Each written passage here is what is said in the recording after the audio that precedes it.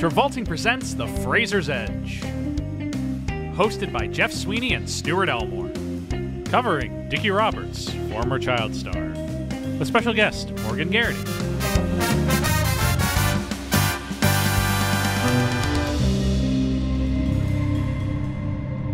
Hey, Jeff. Hey, Stuart. Dickie Roberts, former child star.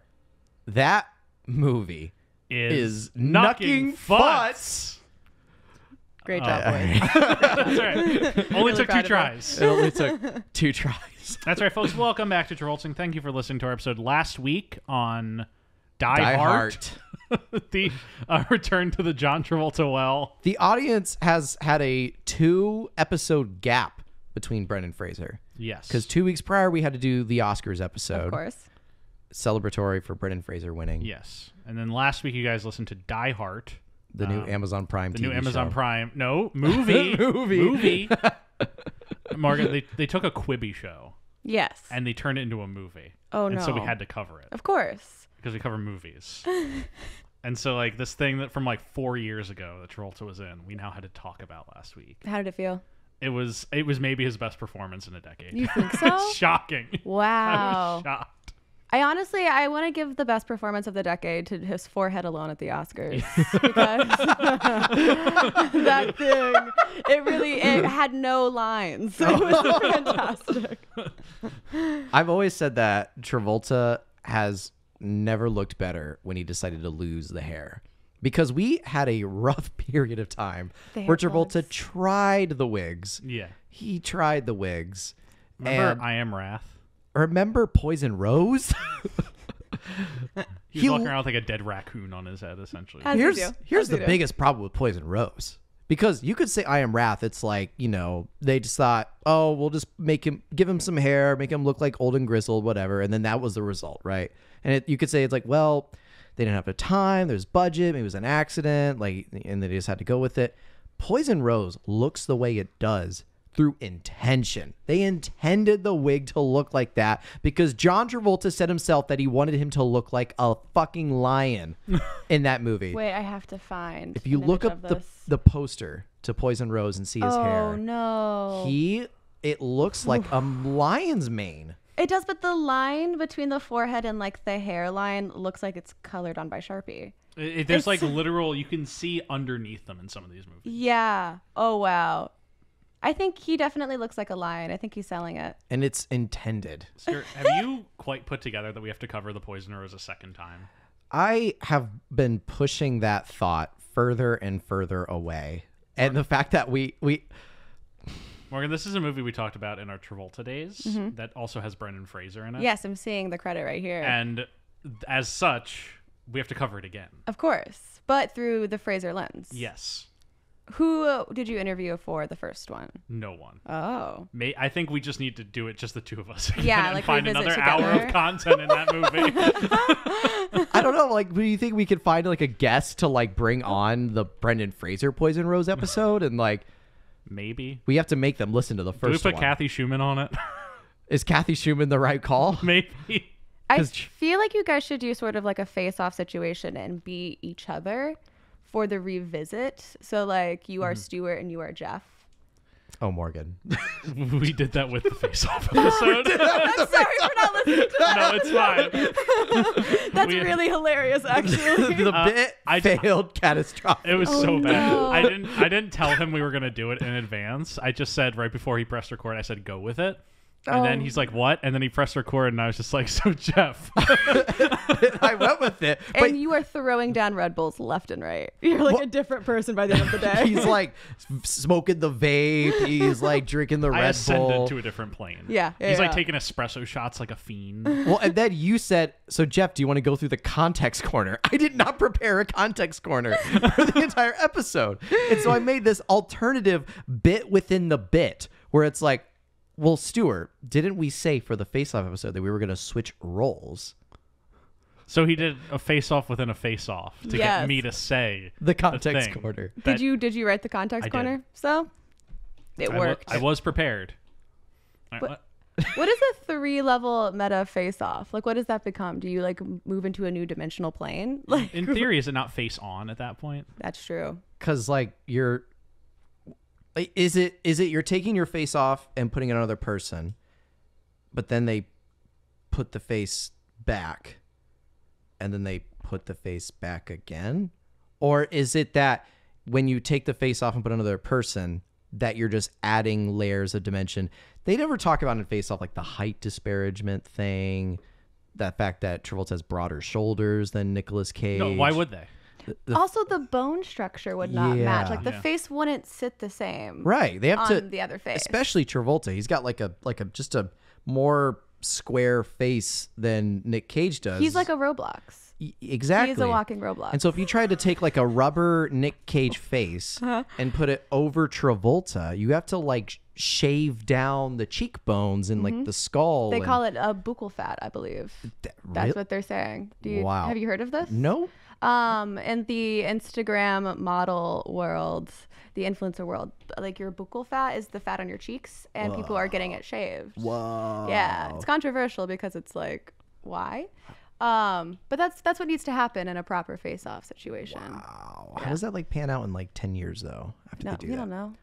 We're just like We'll we're find just out in doing 10 it. years. You know, we don't know what these elf bars are doing to our bodies. We're That's just also true. doing I it. can't really speak to body transformative habits.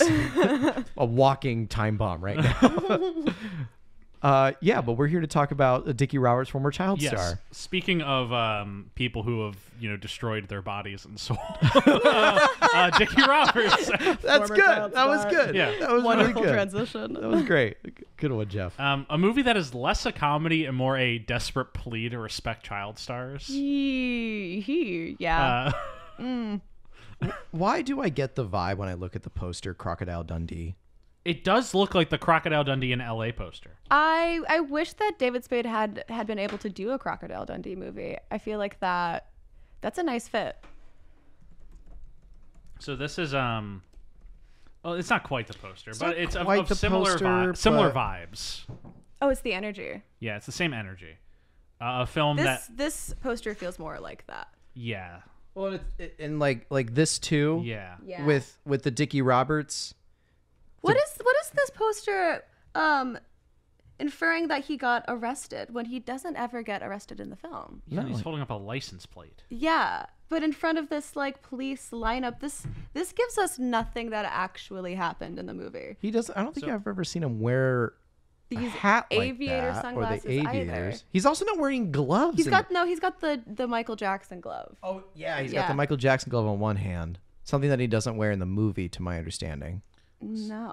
So I feel like this is an exceptional segue into the context corner for this movie. Wonderful.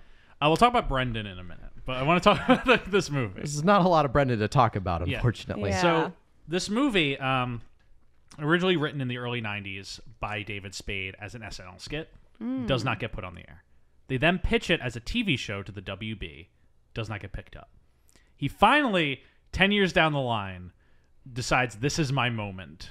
I am David fucking Spade, and I'm going to lead a movie for Happy Madison. And I am going to do my Dickie Roberts former child star movie. And they write it as a hard R comedy, which is not the movie that gets made. So they write it as a hard R comedy with a lot more like, it's more just generally about a guy spiraling, and that's the joke of the movie. Yeah. It's like you're just watching him like collapse, and maybe there's some redemption arc at the end, as a lot of these Happy Madison movies do. But that's, that version no one wants to fund, so goes through an extensive rewriting process, and eventually we get the movie that we have now. But I think this poster kind of comes from that original idea of, what if we just made a movie about a child star absolutely losing their shit? Which we have seen a million times over Yes. in real life. So I think that with that intention, it could have been done very well. Yes. Making it family friendly was their greatest demise. It's a wild choice for this movie. 1000, especially because he wants to bone the mom so Yeah. badly. Yeah. And they're talks about it a trying lot. to like, you're trying to be on his side, but it's inevitable that you aren't because Yeah. it's weird. It's absolutely bug nuts that this movie gets turned into like him being like teaching the kids how to like A family man. how to become like How to be a bad person. yeah. He's like teaching the whole family how to be a jerk. Yeah. Yeah. And that's like the great arc. That's what he brings to these Yeah. people. Is he's like, yeah, you should, perform to Christopher Cross cheerleading triout. Oh, and then he slut shamed a child. Yes. He called a child a slut. Yes. I was like, whoa. I watched this when I was a child, and I was probably like, that's a slut. Yeah. You know, like my little child brain. Yeah. And like just the concept of a former child star like going off the rails and then finding their way back. That's still not like the concept you want to make a family friendly comedy about. Mm-hmm. Yeah, this is like, what was it? Like, there's plenty of examples that we've covered in movies past that have the same problem of like, this is like such like it's an the adult old dog situation. It's the old dog situation with Robin Williams and John Travolta. Where it's filmed as an R-rated movie and cut to be PG-13. Yeah, and doesn't work. But it worked with Megan. Who's to say when it works? Yeah, I don't know, but I think Megan at least has the advantage of like, it can still be a horror movie. Mm-hmm. This, like, when you take it from a craven comedy, which is what it should be, and make it into family-friendly joyride, but it's not family-friendly either. Enough. Yeah. Like that's why it's confusing. Yeah, it's still like it borders both lines of like this isn't quite what I would like feel comfortable showing my kids like at a certain age, but also like it's not like a hard raunchy R either. I don't know. One thing I would want to add though, Jeff, is when you said like this started off as an SNL skit, I think it was intended for Macaulay Culkin. Yes. Which like I don't know, how old is Macaulay Culkin in 2003? Like 30 something probably. Wait, no. Cuz David Spade was 38 when he made this. And I feel like that was bordering on too young. Macaulay Culkin would be 23 in 2003. 23? Yes. Oh my goodness. Wow. When it was written for Macaulay Culkin post Home Alone 2. Yeah. Which I don't know, like I know Macaulay Culkin's gone through some stuff too, but I don't like what was he like active in the early 2000s? I believe wise? he wasn't doing much. Right. That's when it was like he was going through what looked like a hard time, was very thin, chain smoking cigarettes often. Yeah. Like that era, Macaulay Culkin. He retires after Richie Rich in 1994, which is a funny sentence.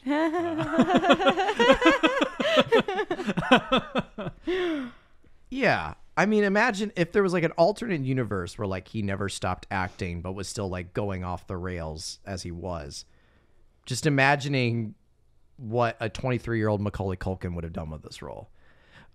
Look, I'm just going to say, and this is no shade to Macaulay Culkin, I'm just like saying that I think there's a reason that this movie is about former child stars and has cameos from probably 50 former child stars, and yet Macaulay Culkin does not appear. Yeah. He's too young. He hasn't developed past it yet. Well, he's in his like problem phase right as this comes out. Yeah. Yeah. Because he first gets arrested in 2004.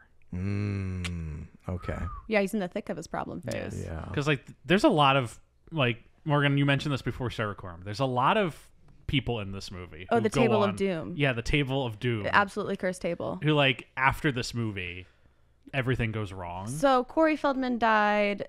Let's look that up. Like him sitting next to Dustin Spence, like all of it. He passed away in. Oh, it looks like 2016.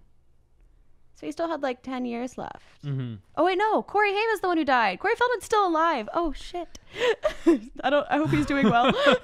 Corey Feldman was recently in The Lost Boys 3. Oh, fork. I thought he passed away. It was the other Corey. Yeah, the two Coreys who were in The Lost Boys. Yeah. Those poor kids. Yeah. The poor people in this movie. Yeah. And then it's like Dustin Spence did pass away. He had cancer. But also like the last decade of his life wasn't looking too hot either. He was in like a porno, I believe. Yeah. Probably. Yeah, what was the Screech porno?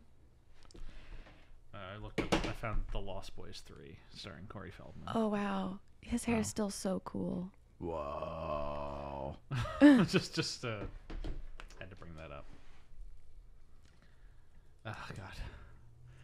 Yeah, I mean, Corey Feldman was going through his, shade stuff from like the 80s. Yeah, he does not look good in this movie. And I think it took him a long time to like, I mean, is there like a notable story about when he like finally got clean, if he's clean, or like if he's still going through it. Because I know like the 80s were like the heyday of where he was like the problem like person on set. Well, like He almost got fired from the first Lost Boys. you are an incredibly handsome teenage boy. Like, you have no idea how to be a person. All you know is that everyone likes you. Yeah.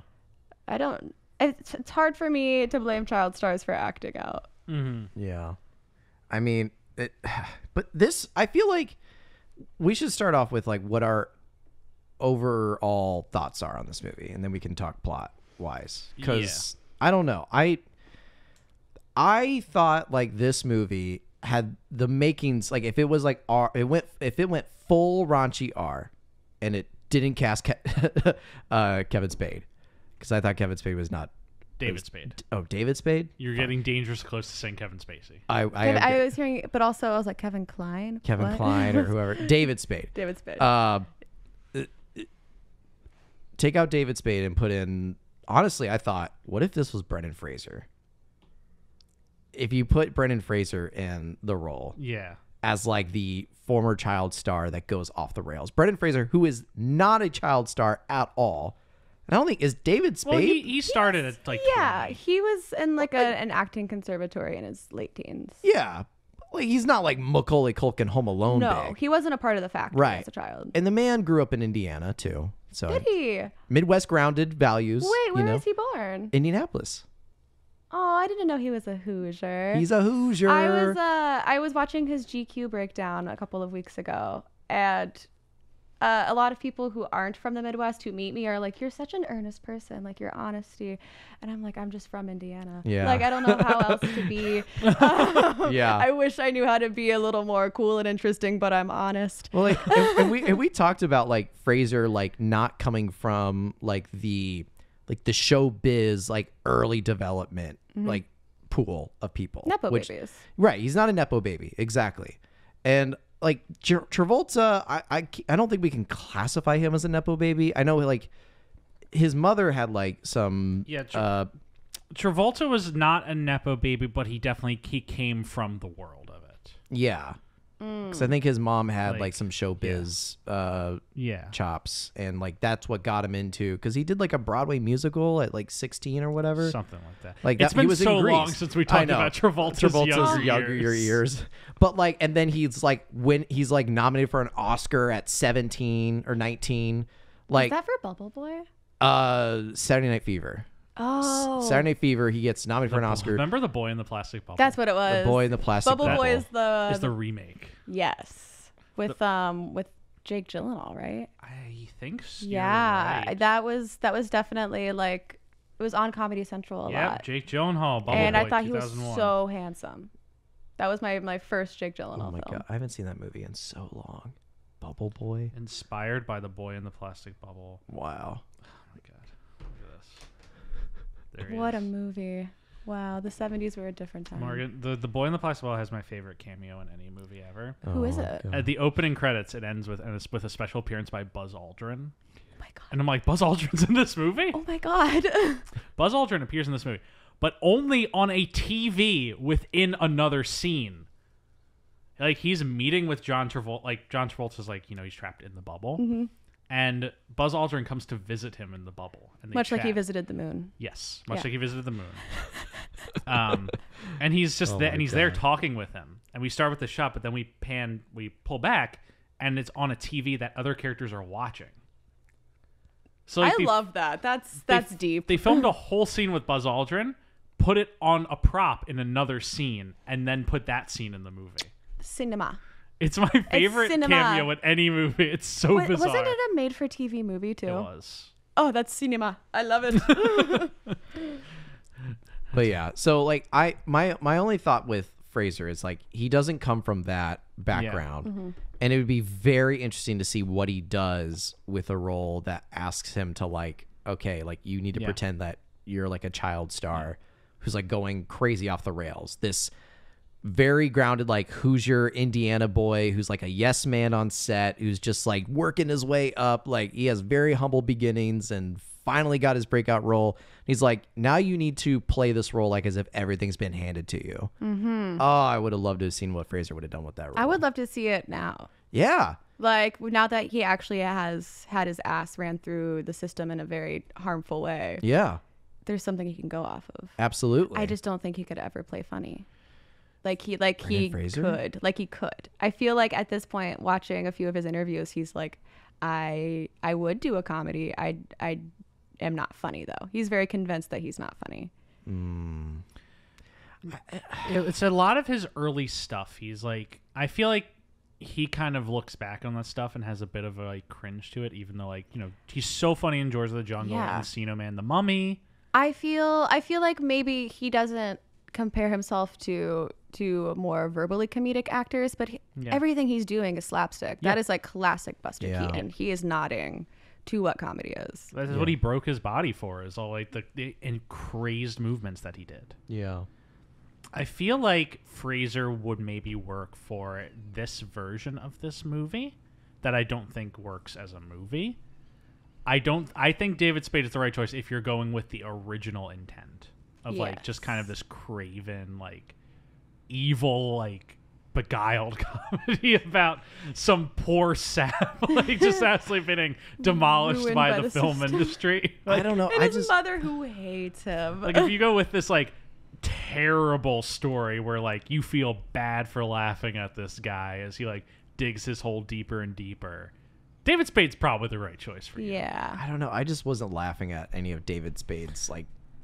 Well, that's because the movie like it's too earnest. Yeah.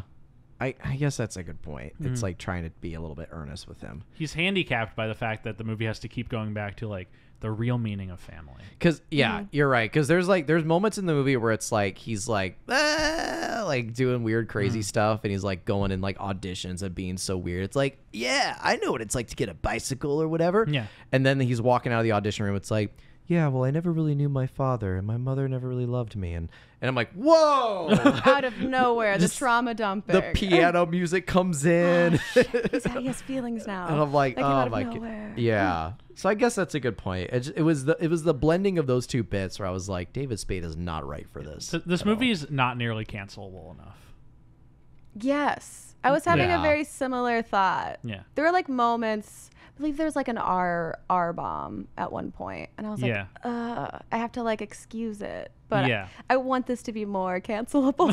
Like Yeah, like this movie, it makes like multiple insensitive jokes. There's like a gay stereotype character. yeah. There's the whole like asking the kids if they think their mom is hot bit Yeah. that like made me so uncomfortable. Yeah. For me, it was like when he's going through each like when he's like interviewing the families to like live with, and then it goes to the black family, and it's very I was like, oh, Did like, not land. that was not good at Yeah. all. It was very bad, very stereotype. But like, and then you mentioned the cheerleading dance scene, Slut shaming children. slut shaming children. That being said, what is like the little girl's name Heather, not the daughter, but her like arch Her nemesis, her I think enemy. so. Yeah. something like that. Her dance is extremely sexual, And the way that they shoot that scene is so uncomfortable. very uncomfortable. Who's the director? Weissman? Sam Weissman? The same one of George of the Jungle. Really? Yep. Oh. Oh my gosh. Yeah, I was watching that, and then I wasn't watching it because I was kind of like, this I'm is looking away I'm looking now. away from this. This is too gross. Like it's like it gets close-ups on like her like groin area, Yeah. and it's like of like thrusting and shit, and it's Yeah. very like I don't like Uncomfortable. I don't like this. Chrissy, wake up. You know, like- I will say that there is something about the way this movie was made. It made me feel very frustrated with the amount of like quick cuts into montages and stuff like that, where I was Yeah. like exhausted of the montage use yeah. by the end of the film. I was like, another montage happened near the ending, and I was like, I can't do this again. Yeah. I'm getting some water. Yeah. Yeah, this The- movie has a lot of bits. Yes. It's like, oh, nope.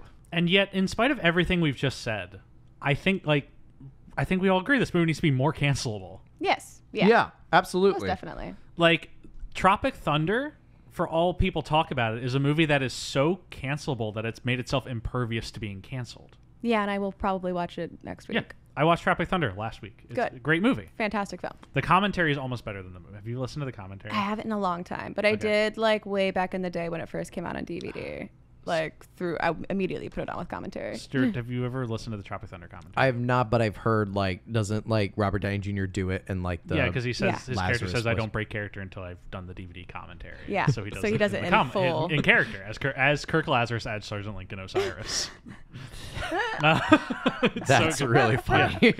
But the thing that makes a film like Tropic Thunder different is the fact that within the movie they are referencing how racist and ridiculous it is. At no point is anyone taking a second in this film to be like, what happens to child stars is fucked up. Yeah. There's no acknowledgement of like the trauma they experience despite knowing enough of it to make this movie. It's a plea for sympathy without ever like telling us where the frustration should be directed. And that's my biggest problem with the song at the end. Because the song is just like, we're child stars. Thank you for loving us. Please stop, like, I don't know, loving us so much. Yeah, stop harassing us. Stop harassing us. But it's like, it doesn't go into the whole, like, we're child stars and our parents didn't love us. Yeah, like, all we needed was mommy's love. Right. It's like, it's all about, like, we're child stars. We're thankful for being child stars. Just don't forget about us. And it's like, that's not, like, the cry for sympathy this movie needs. Like, No. Like, imagine a version of this movie where it is so fucked up. It's so hard R. It's so craven. Like, you're just like you feel guilty for laughing at all this, but it's just about how this system has completely destroyed this poor guy. yeah. And like, it somehow still maintains this ability of like a satire of the film industry, while still being, you know, fucked up and funny. Yeah. I already think this is more likable. Yeah, and you almost like the character more in that scenario because you understand why he is the way that he is. A proper anti-hero. Yeah. The Joker for our age. I was about to say, Dickie like, Roberts, former Joker. I was gonna say, like, there's gotta be like a comparison to this movie but in the vein that you're describing of like just describing like in a very hard R, raunchy, cancelable way of like why these people. I mean, it probably is Tropic Thunder, to be honest, but like there's something where it's very similar tone and theme of it. It's on the tip of my tongue, but I'm not I feel really like I'm remembering. thinking of something in my head. For some Yeah. reason, the first thing I thought of, and this is probably, I don't know why I made this connection, but the movie Starlet, which is an early Sean Baker film. I haven't seen it. It's about, it's been a while since I've watched it, but it's like a young sex worker in LA like finds herself hanging out with a much older sex worker. Like, she's much older. Yeah. And she's just like used to be a starlet, and now she's like fully burnt out. I feel like that is like the more sincere version of what a Dickie Roberts story is. Yeah. Or right. just like watching any sort of documentary about Britney Spears. Right, that too as well. Yeah, I don't know. It's there's a lot of those like on my mind of like where you almost like the character even though they're like unredeemable, but only because you know like their backstory of where they're coming from. Yeah, I don't know. Jeff and I do this all the time. Yeah, we think of a movie and then can't name it. And Can't then we name just kind of There's so many in the Rolodex. Yeah. Yeah. Yeah. It'll pop up partway through. Like late at night. Yeah. You pop in and re-record it. I cannot believe I'm gonna say this. I already kind of mentioned it. The version of that this movie is good in is a comedy version of Joker, which is a movie I dislike. I want to emphasize I don't like Joker, but if that movie is like 50% funnier, it's probably good, and it's probably just Dickie Roberts' former child star. You think so? I think it might be. I mean, they do have the song in the end, and the next Joker movie is a musical. Yes, this is true. I'm getting really worried. What if Joker 2 is good? I'm so worried. I love Yeah. Lady Gaga. Yeah, It's like I have been a deep stan of Gaga since I was Yeah. 12. Like, I got the Fame Monster Yeah. the week it came out at Walmart. Like, I've watched everything she's done religiously, and now I have to see her in the Joker sequel. Yeah. I will be seeing it in theaters. Oh yeah, I saw the first one in theaters and it was a miserable experience. And now I'm like, everything I hear about the second one, it's like, okay, so it's a musical, and Lady Gaga's in it. Mm-hmm. Is this Brendan Gleeson's in it? Mm-hmm. You're worried it's going to be good? I'm worried. Unfortunately, like, yeah. I think it kind of like is giving me all the vibes I wanted the first one to be. And Gaga's going full freaky, as she does. She's very much so like, unfortunately, this is going to hurt to say out loud. Her method is more of a Jared Leto Joker than it is a Joaquin, where she really hones into her character the year or two before she's in it. Her behind the scenes stories from House of Gucci were my favorite thing. Where she's like, she's like, I ate garlic bread for 4 days before filming the scene. Everyone in her family and life couldn't talk to her because she was only speaking in the accent. Yeah. Like in real life, she's like a character actress, and she at the Oscars had an incredible performance, but clearly is losing her marbles a little bit. Yeah. And I think it's going to be a great role for her. Oh, I hurt to say it. It was very painful. Because like the first Joker, the thing that it's trying to be a movie that gives you sympathy for the Joker. Yeah, but it's also it's the king of comedy. Yeah. Which is an incredible film. Yeah. That could have been released. You know what Joker could have made it better? If it took more of the comedy from the King of Comedy title. If you make that movie like 50% funnier, it's maybe good. That's a fair assessment. Because like the entire time it's like, what if the Joker got a raw deal? And I'm like, fuck cares if the Joker got a raw deal? I sure don't. It's like, I don't want him to have But I'm like, what if we're just like watching the Joker like fall down a flight of stairs and laughing so much at this guy? And the movie makes it about how you're culpable in this because you're laughing at this guy. That's a great turn. I enjoy that. I'm thinking about like intersplicing the images of him falling down the stairs with him dancing. Yeah. And it's just like he's losing it and I'm laughing. Yeah. If I'm meant to laugh at Joker, already minimum 10% better. If you make it intentionally funny, 50% better. It's the Megan effect again. Yeah. It's the Megan effect. It works. It's the inverse Megan effect for Joker. I feel like they cut Megan to be funnier when they recut it.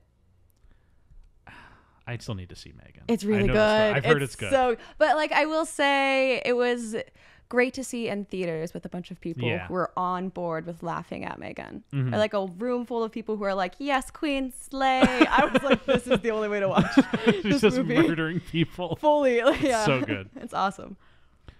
Watching and that's the trick of horror movies is you got to watch them like those types of ones. You got to watch with large groups. Yeah. Because when it's just you at home, like what was it? Malignant. Mm-hmm. A movie that I watched it at home and I'm just kind of like, whatever until the end, and then I'm like, oh my god, this is incredible. I wish I watched this with a group. Yeah. I saw Titan that was like the first movie I'd seen in theaters since the pandemic. Mm-hmm. Was going to a sold out music box screening of Titan in the small theater. And my friend and I were one of the last peoples there. So we were in the front row of Titan. Absolutely disgusted and turning around. It's like a whole theater full of people going, ah! Together, you know, like I was like, this is a surreal human experience and I'm glad I got to have it. Circling back to Dickie Roberts. Yes. we got to Titan. The other horrifying movie to watch. Yeah. Like imagine Dickie Roberts where it's like you're watching scenes of him just get like poop poured on him. I don't know. Like Joe Dirt? That literally happens in Joe Dirt. Joe does it? Oh, yeah, he has there's one scene where he gets like the shit poured on him.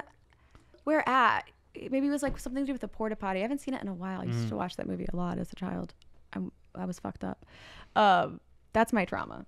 I used to watch Joe Dirt every single night. I think that if I were to play it right now on DVD, I still have the entire DVD menu in my subconscious, like fully memorized, because I would fall asleep to it that often. Oh boy. Yeah, I loved that movie. But he does like have shit poured on him at one point, and then he showers and he has the iconic like "I got the poo on me" line, if you remember.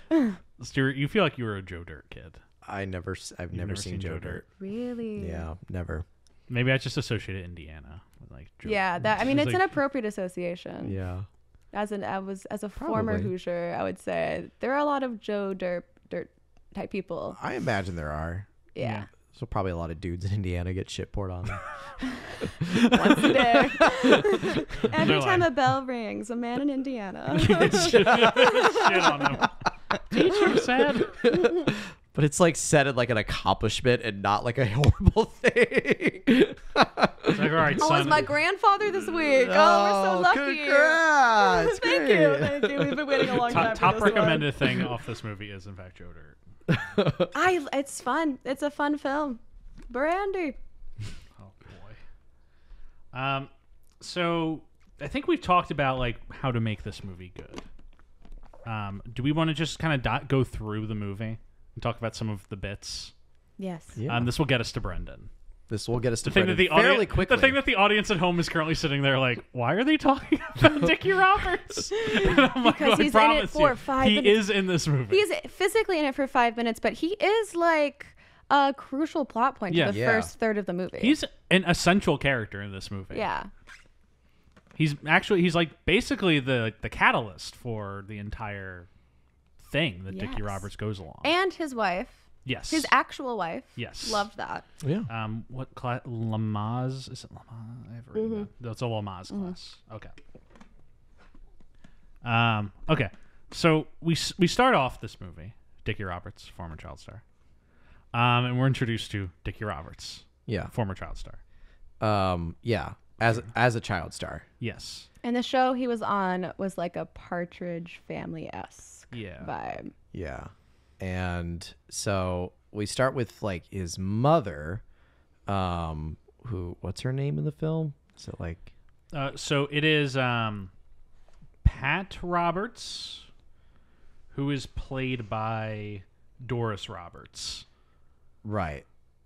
And so Doris, who she's an aspiring actress, but is like falling out of her prime in like Hollywood. And so when she has Dickie, who the first joke of the movie is like who his father is, because they talk about his father is Hutch from Starsky and Hutch. Starsky and Hutch. Yeah, David I wasn't going to Soul. save you. Why? That's what I'm here for. Yeah. Support system. Yeah. But immediately starts putting him in like auditions. Yeah. Starts like dressing him up for like if they wanted a cowboy, they got a cowboy. Yeah. If they wanted Pippi Longstocking. They wanted a girl, I gave him a girl. I gave him a girl. It's like it was very embarrassing for me bringing my child and dressed as a little girl with like pigtails. I was like, oh my god. And then gets like the first like good role, and then gets landed in like the Dickie Roberts show. Yes. Which was on for however many seasons. Yeah. And so then pretty much after that whole montage is when like, it gets canceled, and there are just years and years spent between which Dickie Roberts is just pretty much doing the Culkin style. Yeah. Going crazy. And after this montage is when we get like the wrestling match. Yes. We're introduced that he starts making weird wardrobe choices. He only wears gloves. He wears gloves at all times now. Yes. That's like his thing. That's the bit, is that he wears gloves. Why? We later learn it's so that he doesn't contaminate his hands with germs. It's very Howie Mandel. Yeah. He's very locked in to this. So they have this sort of understanding in the writing that child stars probably have some sort of mental illness that is like manifested. Yeah. In this way where he wears gloves, definitely a nod to Michael Jackson. They do nothing with that. Yeah, they make a joke later. He took his gloves off. Yeah. And like the reaction we get's like, oh, the air. Yeah. And that's really all we get. Yeah, I was my first night sleeping without gloves. Yeah. But like that's psychological damage that is fully unaddressed. Yeah. Yeah. And it's not like, well, my mom would never hold my hand or some, like they don't Yeah. give any of that There's stuff. no weight to it. Yeah. So like, it's like, whatever. Okay. But we get the wrestling match, and they introduce Dickie Roberts, David Spade Yes. coming in wrestling gloves. We need to important note that he does, his catchphrase is "knucking futs," Knucking futs. which is why we started the episode with that. yes, 3 that hours is ago. This is necking butts. yeah, it's his little kid catchphrase. And so he gets in the ring, and his opponent that he's fighting against, I see it pulled up on Jeff's iPad, Emmanuel Lewis. Emmanuel Lewis. It's so little- so bad. Yeah. He does get his ass kicked, though. It is handed to him. Yeah. I was laughing my ass off when like they were bringing the kid in and he's like wearing the whole hood and everything coming in and oh my God. And then what was they saying? Like, oh, they get like the MGM announcer guy doing it and something gets said. It's like, yeah, and he doesn't stand a chance. Like, what? And then Emmanuel Lewis goes to fucking town on him. Yeah. Just totally wrecks his shit. And then it's snapshot and it's on like the cover of a magazine or something. Where they've known Emmanuel Lewis is 32 when he films that scene. Mm-hmm. Yes. He's a grown man. Crazy, yeah. This movie immediately just starts off and you're like, okay, this is the tone that we're working with. Yep. Right let's away. see where we're going. Yep, this is where we're at. He gets destroyed in the wrestling match. Yeah. I think that's around the time we get the lifestyles of the rich and famous needle drop. We do get that in this film. Because that's where he's working as a valet. And he just happens to because I'm trying to think about the sequence of events. So like he's walking down the street, he sees like the cover of like his terrible wrestling match. He sees Leif Garrett, yes. Leif Garrett. God, I can't remember anybody's names in this movie. Leif Garrett, and who like says, "Hey, like how's like life been?" And David Spade, Dickie Roberts is like, "Oh, it's been great. I was just on this other movie, blah blah blah blah." Yeah, go ahead. And yeah, it's like, "Oh, well, that's great." I totally miss Alyssa Milano. Yeah, Alyssa Milano. I totally present miss in this movie. Alyssa Milano. Very briefly. Which, that line, I totally miss Alyssa Milano, is like the theme of her role in this movie. Because I totally forget, like, she's at the wrestling match, and then they're walking down this, like, abandoned road, they're driving in the car. It's like a flat tire. So he's like trying to like wrench this car up to replace the tire. She's like, "You need to take the job. You need to sell your autobiography." He's like, "I can't sell my autobiography. It's like, I'm in the dumps right now. I got to wait till I get a comeback." And then like, as that happens, he apparently like jacks the car up too high that it falls off a cliff. Yeah. There's some crazy like stunts and like explosions in this movie. Like this movie does have a price tag on it. It does. Cause like they literally toss a car down. They're like, "Well, maybe we can like tow it up." When it blows up. So then it cuts to Alyssa Milano, and she's dressed as what you can probably imagine in an early 2000s movie looks at women in that way, just kind of more like an appeal type. But she's like hitchhiking on the road. David Spade's hiding in like a bush. He's like, "All right, you remember the deal. You like pull a car over, you'll hold it long enough, and I'll jump in." A car pulls up, and she gets in. I see a problem with this, that there is no backseat to this car. So I'm already like, how are they going to work this out? But she closes the door and immediately drives off, and David Spade's left in the wind. But like, also, what's the strategy here? So like, she flags the car down, she distracts the driver, he clambers in the back seat. Something like that? And the driver's like, guess. "Ah!" Right. Man. Right. Or There like, was no established It'd be better if plan. it was just the two of them standing out there. And then like, someone's like, "All right, I'll take my chances with the guy to get the girl." Like that. Like, they weren't thinking this one through. They're like, No. "I want her to be murdered." Like, Yes. Yeah, pretty there's much. an advantage here if they think they can murder her. Yeah. And so he gets left, and then that's when we get to like the scene where he's in LA or New York or wherever. He's in LA. Yeah, LA. And he sees Leif Garrett, and that's where he tells him about, well, there's this new Rob Reiner movie that's in town. It's Mr. Blake's backyard. Mr. Blake's Backyard. And he says, "Oh, like I'm totally in talks with my audition or whatever." And we get a phone call scene with his manager, Sydney, who's Played by John Lovitz. Yes. An absolutely pointless character to this film. Yep. Every single time he was on screen, I was like, "We don't need this." Every time we cut back to the John Lovitz plotline, I'm like, "Oh, I forgot he was in this." Yeah. And it's just like him buffooning around, not doing anything. There's one bit that I kind of laughed my ass off with John Lovitz. It's when he gives his kidney to Rob Reiner That is the to only. get him It's in. like every single one of his bits are leading up to that one joke. So it does, and it is a funny joke. Yeah. But everything else was Yeah. just like fluff. We did not need that character. But he calls and he's like, "Hey, like there's this Rob Reiner's got this movie in town. You think he could score me an audition? It's like, maybe I'll see what I can do. Chasing it. He's stalking poor Rob Reiner. Yeah. And so that's when we get the valet scene where Dickie Roberts is, valet driver Parker for this restaurant. And he steals a car to drive to this audition. Yes. And as he's driving, he doesn't drive to the audition. He steals to figure out how to get the audition. Right.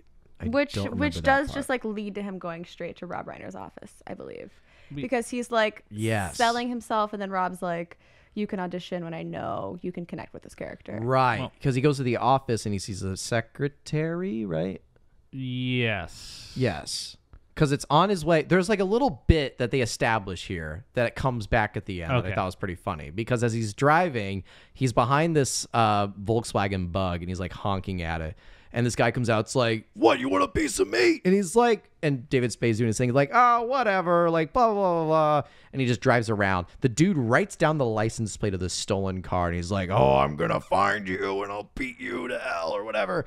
And it's just like a lost bit. Yeah. It'll come back later. Wait, what is it? I guess we'll talk about it. Yeah. I'm like, wait, when did it come back? It does kind of pay off a little bit. But so then he gets to the office, and that's where he's in. He gets in the elevator. A secretary comes up, and he's like, "Oh, can you hold the door?" She's holding boxes. Rachel Drak. Yeah, and he doesn't hold the door, so she just hits her head.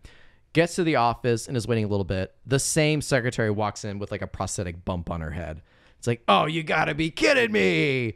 It's like, "Well, you think I could read the script to Blake Speck?" It's like, "Yeah, I'll absolutely let you read the script. When hell freezes over." And his chances are shot. Yeah. So he goes to his backup plan. Though he needs to find a celebrity who knows Rob Reiner who can get him in. Yes. Yes. And where do you find celebrities? Alcoholics Anonymous meetings. Yes. It's awesome. It is an awesome correlation. It's such a good joke. Yes. And he goes, and you like expect there to be more to this scene. But he just goes and he sits next to Tom Arnold, and Tom Arnold's just like, "Yeah, I've been sober for however many months.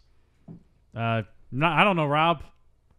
And then Dickie just leaves. That's basically the extent of the scene. Mm-hmm. Yeah, because he's like talking to some other folks, and one of the AA folks who runs it's like, "Excuse me, like, are you here?" It's like, "Oh no, I'm not an alcoholic. I'm not one of those losers." He like bashes everyone who's in Alcoholics Anonymous. And she's like, "Well, you need to be an alcoholic to be a part of AA."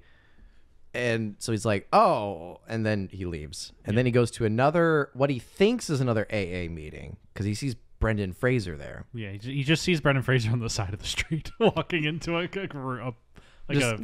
With his pregnant wife. Yes. With his pregnant wife. And he thinks, "Oh, like, it's Brendan Fraser. This must be another AA meeting." So he walks in, he sits down, he immediately is like, "Hey, everybody, I'm a drunk, blah, blah, blah, blah, blah."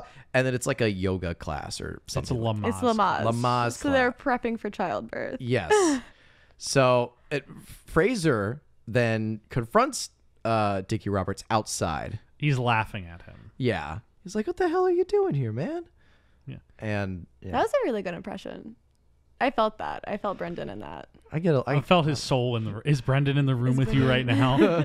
Pulls out a Ouija board. you watch. It's episode 34 of the Fraser's Edge. A little bit stuck with me, and not in a good way. So yeah, he's talking to Brendan Fraser at this point, and I do just want to say, I think it's very fitting about where Brendan is. I want to segue back to where Brendan's at in his you're right. career. We should talk about like context. I think it's very telling for where Brendan's at in his career that his role in this movie is basically like perfect all-American, like everyman guy. He's in a Lamaze class. He like cares about his wife. He's like, you think he's in an AA, but he's straight as an arrow. Like, it's just telling about where he's at and where he's perceived in his the culture. Yeah, because we're talking about like in his most recent movies, like your Mummies and what was the name of that fucking movie that we covered? Journey to the Center of the Earth. The Quiet American. Oh, did you forget the name of the episode we covered 2 weeks ago? Dudley Do Right, Blast from the Past, Monkey Bone less so. But all these movies, like his portrayal in them is like the goofy, lovable guy. Yeah. Like, he's like the perfect lovable character. And that's how Hollywood is, or America is perceiving him. That's what's being presented to us through the movies. Yeah. Typecasted. Yeah, he's being typecast in this. Yeah. He gets really stuck in this role. It breaks him. Yeah. It psychologically breaks him. So he's like probably on the precipice of that breakdown. Yeah. When they're shooting this. Because he's very close to starting to lose it. Or not lose it himself, but lose like his luster. And then he basically does a run of movies trying to like get back at what he had. It doesn't work, and then he's done in like 2008, 2009. Yeah. But I agree with what you're saying. It's very interesting that Hollywood at this point in time thinks of Brendan Fraser as a high enough name of an actor that they put him as this role as himself, Brendan Fraser. He does like the funny thing. It's like Brendan Fraser, and it's like it's Fraser. Yeah, he corrects his and then last. he brings it back to the table of other former child stars and continues to biff his last name. Yes, at the table, like moments later. Guys, I just talked to Brendan Fraser. Yeah, he like emphasizes the sure. Yeah. Sure. But he's the only celebrity cameo in this movie, playing themselves, who is not played as a joke. Yeah, Rob Reiner. Rob Reiner is. I mean, just the fact that he's directing this movie, Mr. Blake's backyard. That's and, a good point. There's still a little bit of like, there's still a little bit of a joke about the type of movie that Rob Reiner makes, and like he gets stuck with like the fight at the end, getting beat up. That's a good point. Yeah, he loses a kidney. Yeah, he does lose a kidney. Brendan Fraser is the only one who's in this movie playing themselves, who is not played as a joke. Yeah, he's a part of a larger joke, but he's like played as like very serious, the one who can get you the connection. Has he ever... Well, actually, first thought was, you're telling me Emmanuel Lewis can't kick ass. Second thought is, I feel like Emmanuel Lewis was playing himself totally. Yeah. Second thought is, was he ever in a Rob Reiner film? Does he actually have a connection? He does not. Let me double confirm that. I actually have Rob Reiner's filmography pulled up, but no, he's never in a Rob Reiner movie. So I guess I would love to hear that part of the story. How does Brendan Fraser have Rob's direct line? What happened there? Maybe they're Give just me like that movie. Fraser's just like big enough that he has like. He just for some reason has connections. Rob. He like woke up one morning and Rob Reiner's number was in his phone. He has no memory of how it occurred. Like a meet cute. Like you go home from the bar and you're like, oh, I went home with Rob Reiner's number. Like, oh God. I wish I just had Rob Reiner's number in my phone and could just call him up. Yeah. Sick.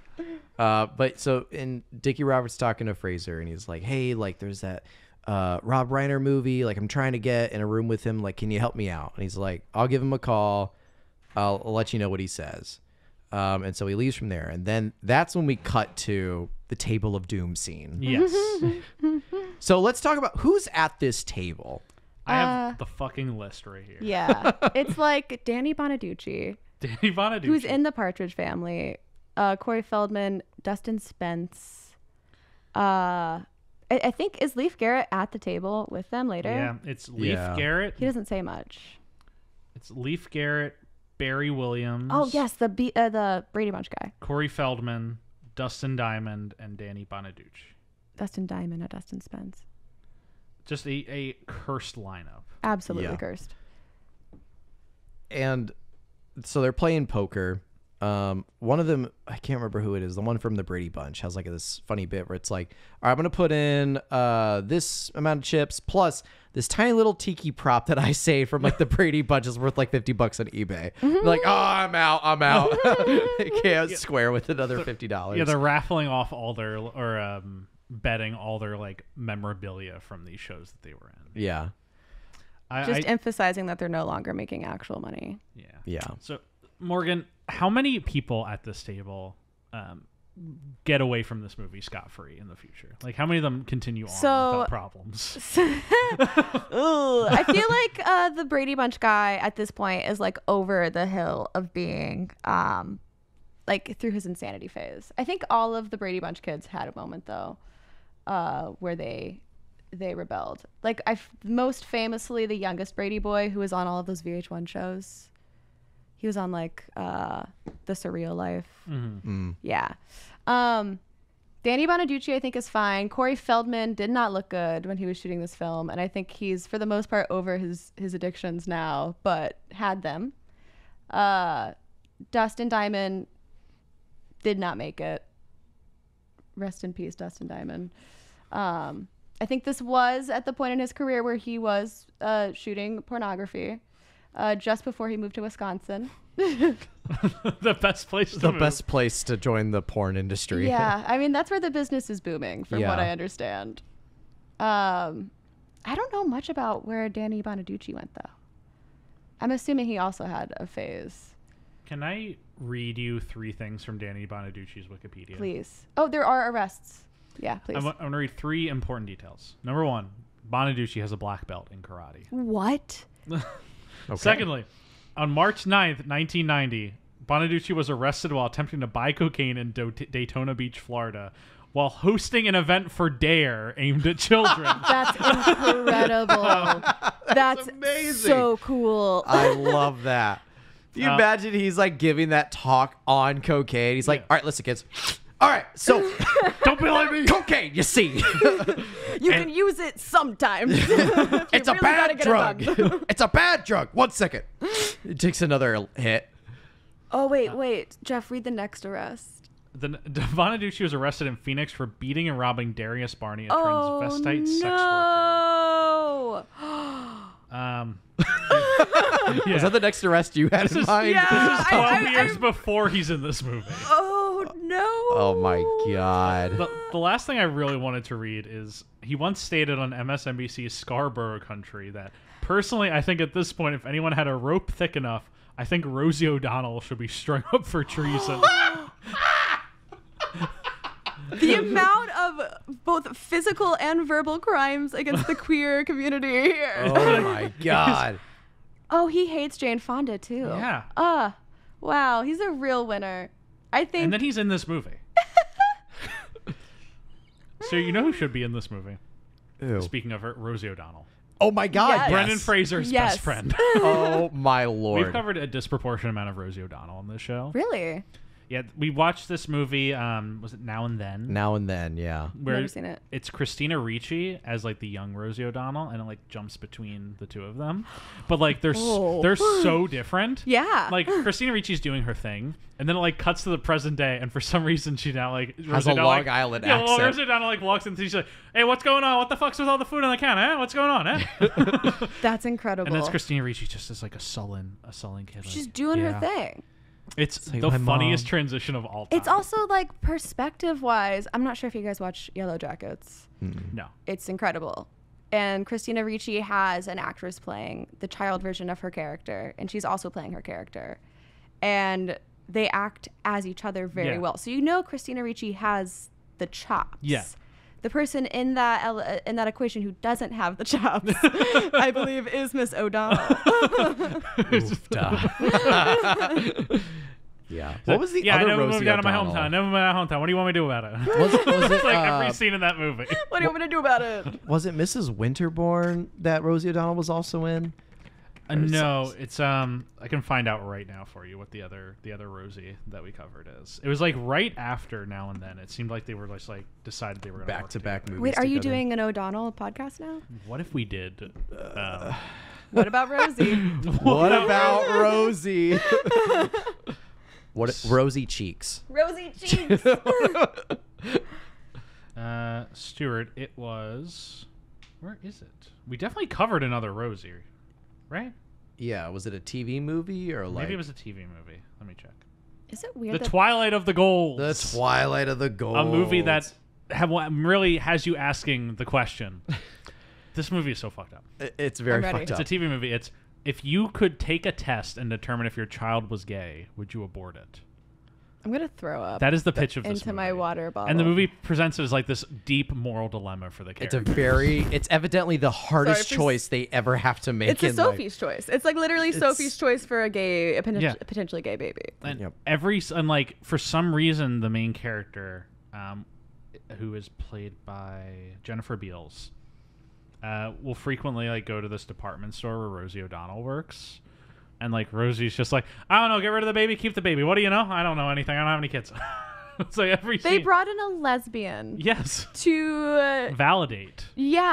to give a non-opinion Yes. on whether or not another gay child needs to be in this world. What year was this? This was like 2 years. No, This is 90. 97, 98. Yeah. Because the movie's like 97. the movie's also like trying to be like pro LGBT in some way. Yeah. I'm sure. Yeah, it's hard to pitch this movie Yeah. and not be like, but if it were gay, Yeah. we'd still love it. Because like Yeah. Fraser plays like the gay brother, brother. who's like the black sheep of the family, and that's like the dual like deciding factor of this movie is like the sister who's pregnant and knows that her child's going to be gay has to then like square with her brother of like, we're thinking about aborting this baby, Like, the and movie's- David's like, you're essentially killing me in that regard, and it's really like a The movie's trying to like. It has like at the end, of course, the message is like, don't get rid of it. Like, love the baby. we love the gays. Yeah. But like the fact that all these characters are going through this moral dilemma when the answer's so obvious, it's like, no, that's not a reason. it's like this is not a decision. This is not like a hard decision to make. Ooh, it's such an interesting time to reflect on. Yeah. Such an interesting time to reflect on. These things are only 6 years apart, and this is also a movie that has questionable thoughts Yeah. about the gay community. Yeah. Yes. I mean, it's only represented by one character, but Yeah. where even are we in the plot right now? Well, I was just gonna like What to is this elf bar?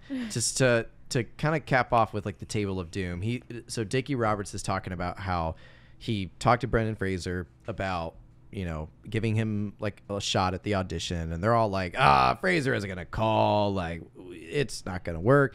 And then like per perfect timing, his phone rings. It's Brendan Fraser. And so he picks up the phone. It's like, hey, Brendan. He's like, yeah. Oh, my God. Yeah, I can be there tomorrow at noon. Yeah, sure. He's like, Brendan came through. And that's pretty much the last he's mentioned. Yeah. In the film. Pretty much, yeah. And it's just, like you said, Jeff, it's like Brendan's the only, like, real celebrity cameo that's, like, not treated like a joke and not treated like a jerk. Because this is Brendan at the peak of his career. If you ask Brendan, he will get you a job on a Rob Reiner movie. Because this is like, it's like basically right after this is when he starts having his flop era. Uh-huh. Yep. Because it's like, before this, it's Quiet American, Mummy Returns, Bedazzled. Like, these movies are doing okay for him, if nothing else. But after this, it's like Looney Tunes Back in Action, Journey to the End of Night, The Last Time the Air I Breathed, During the Sun of the Earth, Mummy 3. And that's kind of like roughly where it ends. Morgan, have you seen Monkey Bone? No.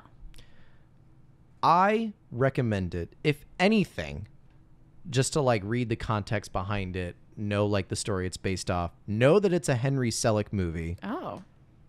and then to like watch what it became, Turns into. Okay. All Because right. Monkey Bone we talked about is the most frustrating movie we've probably covered because of how good it could have been, and it isn't. Okay. I'm going to look it up now.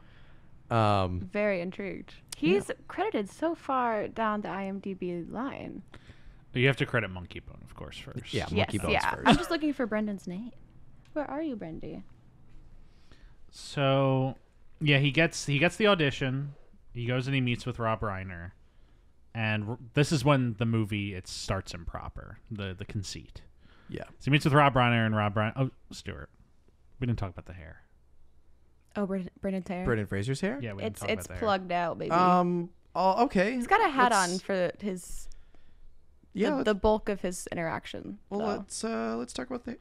Cue the hair. music. Oh God. Oh wait, there's music. Yes. Well. Yeah. Stuart, here you go. Jeff, I love the growing pains of the iPad that you're having right now. I mean, it's just regular hair. Because, like, there's nothing really that interesting about it. So I guess I'm going to put it above Dudley Do Right, below Glory Days. Okay. So it's going to be number 17. Give me number 17. Morgan, back when we did Travolta, we ranked all of his hairstyles Yes. in every movie. Of course. And then we decided, we were going to do something else for Fraser. And we said we'd think of something else. And we never did. So we're just doing the hair. This is also an appropriate timeline to like match. Yes. So there is a lot of transition that happens, and even with like his Oscars campaigning, I feel like there's a lot of different images for his Oscar campaigning over the past year where I don't know what era of his life he's in. No, but I know it's 2022. Yeah. Right. But his hair, like the shifts happen so quickly. Yeah. I think it's the cowboy hat that I think he should Stick with. Because I think his hair, it's not that his hair has not been falling out, hasn't been falling out. It's not that he's had like a hair issues. He's just getting to the age where it's like It's receding. Yeah. it's receding. It has receded. It's thinned out a little we bit. also know how stressed out he is in his personal life. Yeah, absolutely. So Yeah, so like I mean, we're not going to get another George of the Jungle or Maine. You know, the Bill Hugh from Mrs. Winterbourne. he is so hot in Monkey Bone. I'm looking at Until you images. see him when he's possessed. Oh no! I did see like is that what this is? Let me find the image again. This? No, that's Chris Kattan. Chris Kattan. He's so hot. Chris Sorry. Kattan. Oh no! Did you know Chris Kattan dated Jennifer Coolidge for a long time? I had no idea. And I want to be a fly in the wall of that bedroom, like when Chris Kattan and Jennifer Coolidge are like making Morgan? magic happen. Yeah, just like figure out what that's like. Yeah, like is he going full Bonko mode, or is she like full Jennifer Coolidge, like, oh, Chris Kattan? Like, what's the energy there? Oh, Morgan, you saw Nope, right? Yeah. I remember we talked about Nope last time we saw each other. Monkey Bone is actually interesting as like a piece of the Nope puzzle because Kattan's in that movie and he's playing a dead body who's been reanimated in a movie that's mostly about a monkey. Did the monkey kill him?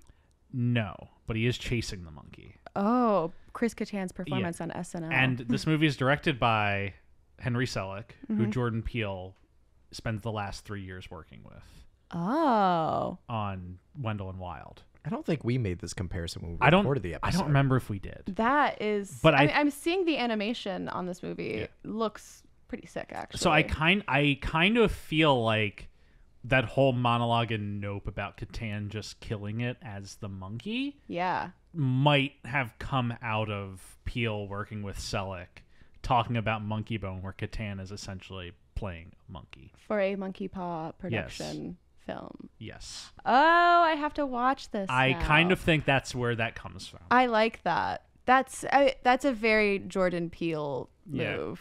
Is to slip that in there. I think that's where that weird, like, you know, ping pong of connections comes to get that line in Nope. Mm-hmm.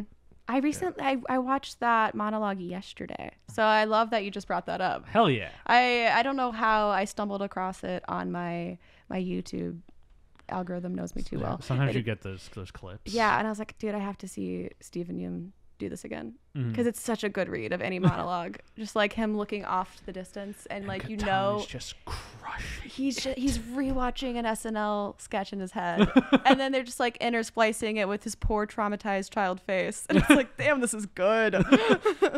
Cinema. The cinema. Yeah.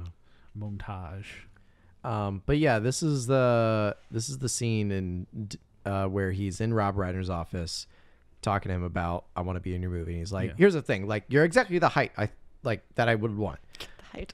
But the problem is, it's like, this is a really big role, and it's going to take the performance. Like, the movie hinges on the performance, and the guy is a normal guy. Like, he's just, that's all Rob Reiner has to say about his character. Is He's a that normal guy. He's just a normal guy. And that's basically how every Rob Reiner movie past 1995. It's true. about a normal guy, and he maybe cracks open the Watergate scandal. Yeah. So, like, every Rob Reiner movie after 1995 is that pitch. Yeah. And so he's like, and you're not a normal guy. You never like lived your childhood. And that's when like the early 2000s music settles in. Mm-hmm. The imaginary light bulb goes off. The camera pushes into David Spade. He's like, oh yeah, that's what I got to do. Robert's like, what are you talking about? It's like, I got to relive my childhood. Zoinks. Mm-hmm. And that's when he is talking to his manager, Sydney. But like, you can't hire a family to like raise you again. Like, what do you mean? This is crazy. But he sells. It's like we don't have like enough money as it is. So he sells the rights to his autobiography, or he sells his autobiography because he already wrote it.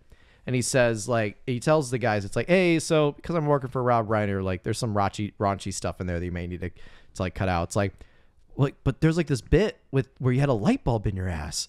And it's like, yeah. It's like, that's really funny. I'm like, yeah, we should probably cut that out. It's like, it's a whole chapter. Yeah, I know. And it's like, what was with that? It's like, well, every time I bend over, I have a good idea. I was like, all right, that's really good. That's really good. I mean, there are a lot of really funny nods to like what his childhood must have been like. Because like even when he's talking to Rob Reiner that first time and he's like, well, so you're a kid on Christmas morning, you come downstairs, you see a red bicycle.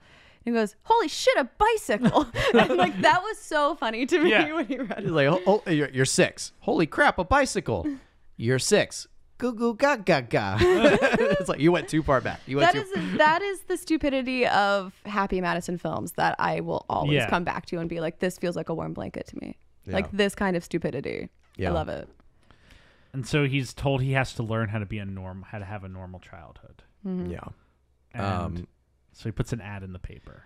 $20,000 for a family that can like raise me. Yeah, for a month. Yeah. Kind of a ridiculous deal. Yes. Yeah. And the economy wasn't even that bad then. No. It was a good economy. Yeah. If you're upper white middle class. I was gonna say, like, when you think which this family most certainly is. They own a car dealership and have a big house in California. Yeah. And yet they're struggling, Jeff. Yeah. We cannot pay this actor. Yeah. Or get paid by this actor. Real quick, have you guys seen the poster for Rob Reiner's most recent movie? Throw it down. I'm ready. Shock and awe. Shock Maybe my and favorite poster ever. The truth matters. What has James Marsden been up to? He was in Westworld for a while. Wasn't he? Oh yeah. I remember he was in Westworld, and everyone's like, "This is his comeback." And then he's in 2 Sonic the Hedgehog movies. Yes, that's it. That's what he's been up to. That's true. Yeah, since Westworld. When did Westworld start? 2016. Since since Westworld started, he is in terms of movies that you guys would know the names of: Shock and Awe, Once Upon a Time in Hollywood, 2 Sonic the Hedgehog movies, The Boss Baby 2, The Boss Baby, and the new Enchanted. What was he's making the family money? Like he's making coin. What Good was for he him. in Once Upon a Time in Hollywood? He's in the extended cut. He plays Burt Reynolds. Yeah. Oh, okay. But not in the cut that got released. Yeah, larger cut. Okay. But yeah, we then get this cringy montage of him going from family to family of who he's gonna stay with. Confession, on my rewatch this week, I like left the room for a little bit when that was happening. I was like, I can't. They've already started. The montage is the curse of the Happy Madison film. Yes. Yeah. And it's probably an okay scene to like walk out of for. Yeah. I was like, I gotta fill my water bottle, like do something else for a moment. Yeah. walk around. The first house that he goes to is, you see, it's like a shack on the road, and there's there's a Confederate flag pinned up, and there's a rabid dog like coming after him. And he's like, "Get in the house, boy." Now that is an American childhood. Yeah. But that would have at least been authentic. He's like, "Not today, deliverance," and then leaves. That was a pretty good bit too. And then it's the Black family. And it's the Black family, which is very cringy and cancelable. There's just like all stereotypes. I'm not even going to go into it. Yeah, no. I mean, everything about this film that isn't just like the white middle class family is a stereotype. Yes. Yeah. Because then it's the gay guy. Who, like, basically says, like, I want to, like, I'll show you how to be, I'll be your daddy. It's so horrifying. It's the tone. It's the classic, like, gay man groomer trope. Yeah. Awful I'm stuff. trying to find what that actor's name is who plays that guy. He plays that role a lot. And it's like a spitting it's like a remake of the airplane character. He does it consistently. It's Ian Gomez as Strange Man. Strange Man. They don't say gay man. They say strange man. A bit off. And I know because I can recognize his face, but the backdrop of his IMDb is a Disney television backdrop. Oh my gosh. That's hilarious. Yeah. So Also, asterisk, because I know you guys recently recorded the Oscars episode. I was so annoyed at the long form Disney ad that the Oscars was were so this year. ridiculous. I was like, all right, I'm so fucking sick When of they came Walt out and Disney played owning a Little everything. Mermaid trailer, that was insane. Right after they lost the animation Oscar. Yeah. I was like, beautiful. They had to get the final say. Disney owns it all. But after that guy is when he goes to the Finneys. Yes. I think is their last name, right? The That Finneys. is their name. Don't wear it out. The Finney family. And so the Finneys, they live in a big house in suburban California Perfect. where housing is so cheap and accessible to everybody of all cultures and backgrounds, not just white people. So he meets the dad, George Finney, played by Craig Bierk. Am I saying his name right? I don't know. It's close enough. And Mary McCormick, who plays Grace Finney. Yes. So Grace Finney has no idea about this deal. This was something that George, the dad, had made with Dickie Roberts on the side. Because he needs the money. Right. Because supposedly his dealership is failing. Supposedly. And so he takes him in behind Grace's back. And she's like, "Who are you?" It's like, I'm gonna be staying here for a little while. You guys got a nice place here. And he's like, they call him Stranger Danger. Yeah. Yes. Which is a very funny nickname. Yeah. All the kids do.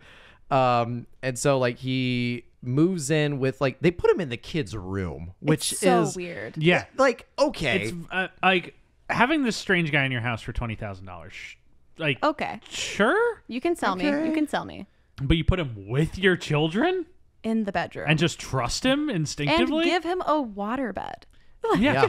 The whole thing, they just they all go with it so comfortably. And this guy, you can watch all the times he's been on the news for doing crazy stuff. Mm-hmm. This family, this would be the equivalent of this. Hey, Macaulay Culkin's going to spend a few nights in our kid's bedroom. Yeah. Ugh. Stranger danger, indeed. And so the rest of this movie is a little bit of a wash in my head. I know little beats, but a lot of it is just and everything goes crazy. Yeah. It's pretty much all it is. The next thing I could think of is the dinner scene where they're having dinner together.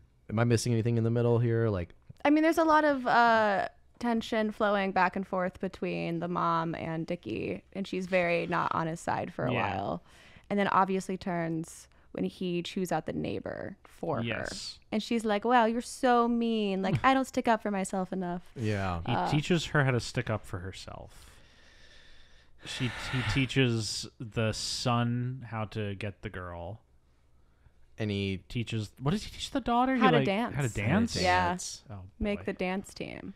Slut shames children. Yeah, he in the slut front. shames a child. And then the kids start slut shaming by the end of the film, and it's a point of novelty. Slut. Yeah, and they're like, "Oh, that's so funny." But yeah, the first thing I remember is the dinner scene when Dickie Roberts sits down with the family, but the dad isn't there, and that's where we get the first inkling of where's tension on where's the home Daddy? front. He says Daddy a lot. He says Mommy and Daddy way more than I'm comfortable with. One too many times that I am comfortable with. Yeah. It's where's Daddy? It's Daddy's not usually here for dinner. He works late. Which is the little inkling of oh, they need a father figure. I called this shot right. I mean, it was very predictable, but I was okay, he's gonna get with the mom, and he's gonna be their new dad. Yeah. Already calling it. It's gonna happen. And he leaves to go use the bathroom, and the son, whose name is Sam. Yeah, it's Sam and Sally. Sam played by Scott. All-American Family. There was a joke by the father who was there's Sam and Sally. Obviously, Sam's the boy, so Sally must be the girl. And I'm oh, weird gender stereotypes. Why do you have to make It's a that weird way? thing to say. Yeah. Yeah. And then as he's upstairs, Sam is we should just make him sleep in the treehouse. And so he comes back downstairs. Dickie hears all of this, though. He hears all the family talk about how much they don't want him in the house. So they're going to make him sleep in the treehouse. So then he walks back to the dinner table. It's hey, stranger danger, you should sleep in the treehouse. Okay. Cut to, he's in the treehouse. And then later at night, the kids hear some music, so they wander down. Dickie has like decked out this treehouse, and this is like the first like kids bonding with Dickie moment, where they're like, just saying the phrase "kids bonding with Dickie," just like Ridiculous. the more we say it, the worse it doesn't really sounds. roll off the tongue comfortably. the kids Nor, become like, very friendly with Dickie. The Like kids spend a night with Dickie, and it's like every time In we the say it, it's treehouse. getting worse. they become very comfortable and close with Dickie. The mom has her reservations about Dickie. They but start the dad doing really the wants dance with to stick Dickie. around. How much can we go with this? Could take it forever. I've been thinking this entire recording. So it's just We like, this keep is- saying Dickie. Like, this will get flagged. Yeah. Sally does the Dickie routine at the dance. Yeah, there's so many. It is of funny these. because this is the bulk of the movie, but it's what we're speeding through because like it's this repetition of the same bit. Yeah, It's yeah, the yeah. montage effect. It Yeah. killed me by the end of the The film. entire middle hour of the movie is just a prolonged montage. Yeah. Just some random things I took note of during this time is like 2 Blink-182 needle drops, so that's when you know when this movie's set. Yes. It is kind of sick, Oh, actually. Yeah, I I- loved it so much. It brought me back. I also noted that the early 2000s, I feel like there's just this obsession with like water slides and Yeah. Yes. slip and slides. I feel like that is also a Happy Madison trope, though, because Yeah. so much of like grown-ups in my head Yeah. takes place at a water park. Yeah. And like I've seen so many of that like slip and slide joke of like it needs water on it. Oh zoinks. And they like I just that's remember that bit's I repeated just so remember many times. as a kid, like you knew like you were at like the peak when you got like bonsai falls, like the inflatable like oh Yes. yeah. or like you got Yes. like the like that was like you're at the top if you had that. And like you go to your friend's house who has bonsai Made me falls. You do. realize. Yeah. I haven't And, been like- on a slip and slide in forever. Yeah, and it's like They hurt. They're not fun. yeah. I have distinct memories of like bruising my chest or like scraping my knee going too far over the edge of the slip and slide. Yeah. They were not fun. Yeah, Hot like take. I gotta miss it. 100% agreed. But there's like miss slip and slide. like from the years like 2000 I to have good 2005, like that is just everything. Yeah. Yeah. I remember it. I remember every show I watched, characters had like The slip and Super slides and Soaker inflation. commercial. Yes, I was going to say Super- the Super Soaker. Yeah. Was Just, like, also- Having fun with water was like really big for those like that period of time. The fun little sprinklers that you could connect and like yeah water park. The thing that could pass off as a water park, did anybody else have this in like their small hometown when like a water park counted as like a fun little sprinkler in the Oh park? yeah. It's like they open up a new water park in like the downtown area and you go there and it's like there is no slides. That's a It's literally splash just pad. like it's just splash zones or whatever. That's all it is. Yeah. Well, Stuart, you literally grew up in like ye old West Town or some shit like Same. that. Same. So I get what you're saying. Yeah. I hear you. Stuart, when you Splash parks. That's Stuart- Yeah. that's When like you the and I- correct name when for we them. went to your hometown, you actually parked your car along the side of the highway, and we got out and got into a covered wagon, and then we had to ride that the rest of the you. way into town That's because fucking you didn't lit. want Off. to. You didn't want to like distract them off. with your modern technology. Oh my god. That sounds like my hometown. I to could a have T. I could have taken you to Amish country. Are you near Amish country? No, that's where your end of Indiana. like north of Fort Wayne, you get really close to Amish It's in Fucking country. that Pennsylvania. Don't talk to me weird- about Amish Yeah, that's people. true. Pennsylvania. also true, yeah. Yeah, it's like don't even get me Yeah. started. The family that I work for, a weird side tangent. When the parents first met, their first big date out of town was the husband surprising the wife with a week in an Amish country. Oh my god. And That's a Tim Allen movie. She's like a city girl. She went to the University of Chicago. And awesome. she's like in Amish country. And it's like, what the fuck? And he's like, we're making butter. 10 years later, they're still married. Oh my god, that's amazing. My favorite fun facts I learned about Amish country is like when they go to like parties and get like really drunk, that their buggies, like the horses instinctively know where they live and how to get there. I love that. So they have a permanent DD. I love that. They don't have to drive back home. They have a horse that gets them there. And a funny little prank that Amish people will do. I also learned this, that what they'll do is they will, if they're like one of their buddies gets like really, really drunk and they'll be like, oh, let's get you home, buddy. Let's get you in your buggy.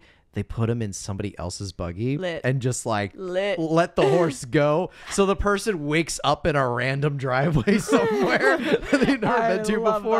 That. Oh man, it's great. My TikTok algorithm somehow threw me on quite a few videos that were like Rumspringa talk. where a lot of 16-year-olds who grew up in Amish country were on TikTok for the first time, posting random videos of them like getting drunk. I'm like, God. this is the greatest thing my feed has ever given me. Like. Straight up, I'm like, I need more of those. Give me more of they're this. so awkward. Yes.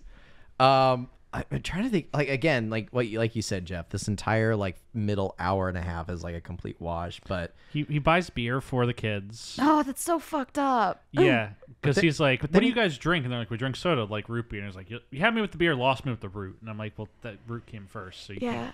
can't, whatever. So they lost you right away. Yeah. He's like, what else you got? And they're like, well, I guess real beer. And he's like, I'm gonna go get some. And he brings in beer. But then he has root beer for Yeah, them. and then that's the end of the scene.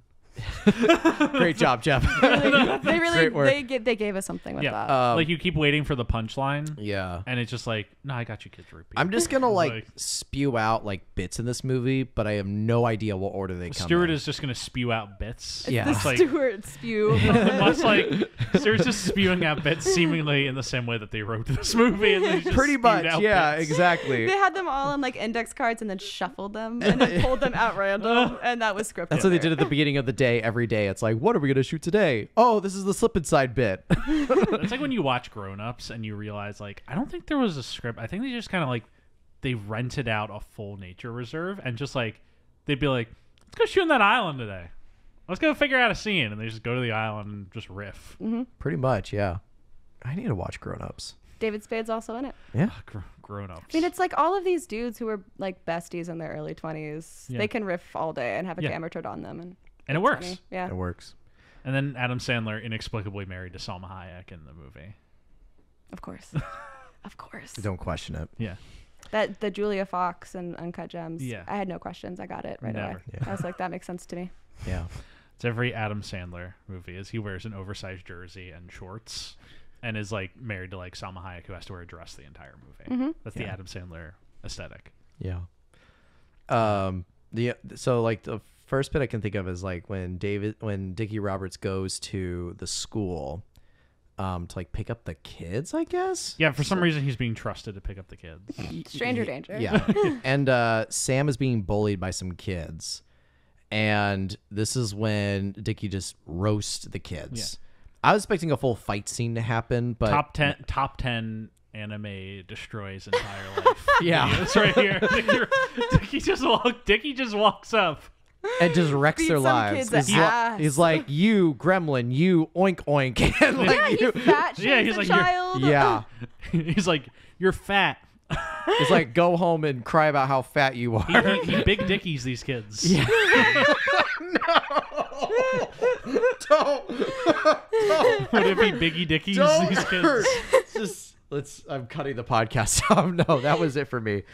Fuck, Jesus. We are reaching a level of Stuart losing his mind we haven't seen in quite a while on this show. Oh my God. Being asked to just think about the Oh, Dickie. Jesus Christ. Yeah.